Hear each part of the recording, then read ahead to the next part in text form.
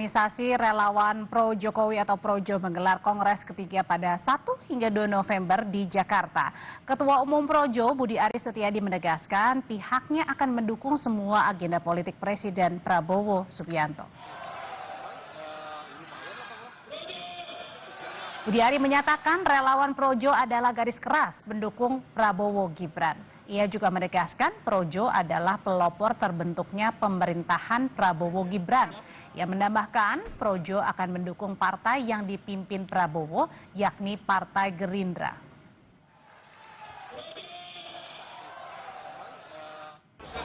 Yang pasti gini, satu, kita akan memperkuat dan mendukung agenda-agenda politik Presiden Prabowo.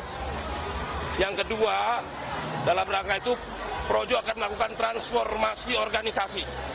Yang salah satunya adalah kemungkinan merubah logo Projo yang nanti akan kita putuskan di Kongres 3 ini. Presiden ke-7 Republik Indonesia Joko Widodo tidak dapat menghadiri Kongres 3 Projo di Jakarta. Hal itu lantaran Jokowi disarankan untuk beristirahat dan tak beraktivitas di luar ruangan.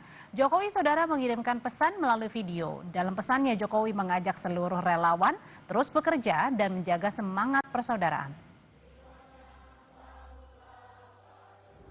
Saya menyampaikan salam hangat untuk seluruh keluarga besar relawan Projo. Terima kasih atas semangat dan dedikasi yang terus dijaga dalam mendukung arah pembangunan bangsa. Mari kita terus bekerja bersama untuk Indonesia yang maju dan berdaulat.